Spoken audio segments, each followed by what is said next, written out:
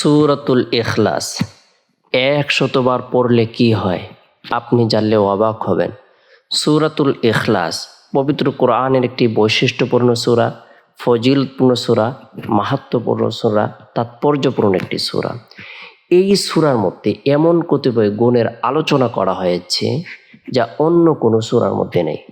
যেমন আল্লাহ তাআলা এক, তিনি অমুখাপেক্ষী, তার কোনো শরিক নেই, তার কোনো ছেলে নাই, কোনো মেয়ে নেই, তিনি কাউকে জন্ম দেননি, তাকেও কেউ জন্ম দেয়নি, তার সমকক্ষ কেউ নেই।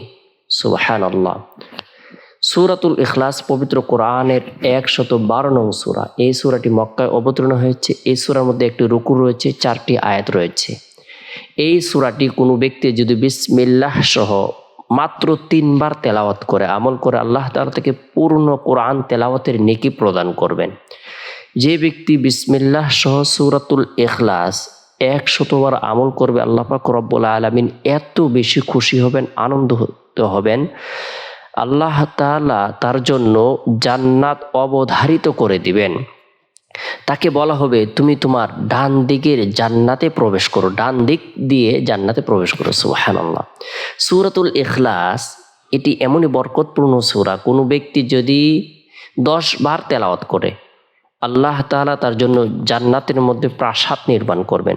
কোনো ব্যক্তি যদি সূরাতুল ইখলাস বেশি বেশি করে তেলাওয়াত করে আমল করে, আল্লাহ পাক রব্বুল আলামিন এত বেশি আনন্দিত হবেন, খুশি হবেন, তার সূরাতুল ইখলাস মহাব্বত থাকার কারণে আল্লাহ তাআলা জান্নাত অবধারিত করে দিবেন। তাই পবিত্র কোরআনের বরকতপূর্ণ এই সূরাটি নিয়মিতভাবে যদি আমরা ১০০ বার করে আমল করি, আল্লাহ তাআলা আপনার আমার জন্য ডান দিক থেকে বেহেশতে যাওয়ার রাস্তা সহজ করে দিয়ে দিবেন। সুবহানাল্লাহ। অর্থাৎ ডান দিক থেকে জান্নাতে যাওয়ার রাস্তা সহজ করে দিবেন, অর্থাৎ আল্লাহ তাআলা আপনার আমার জন্য এত বেশি কল্যাণ প্রদান করবেন, আল্লাহ তাআলা এত বেশি খুশি হবেন, আপনার আমার হিসাব নিকাশ ছাড়াই আল্লাহ তাআলা সহজে জান্নাতে যাওয়ার ব্যবস্থাপনা করে দিবেন।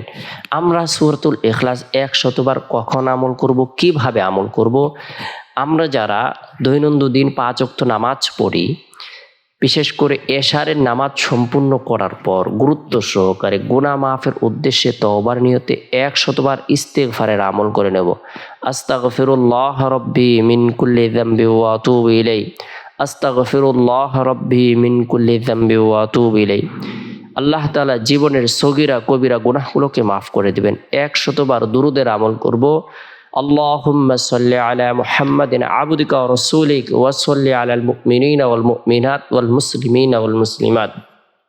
আল্লাহ তাআলা ধনী এবং সুখী বানিয়ে দিবেন। এরপরে ১০০ বার বিসমিল্লাহ সহ সূরাতুল ইখলাস আমল করব।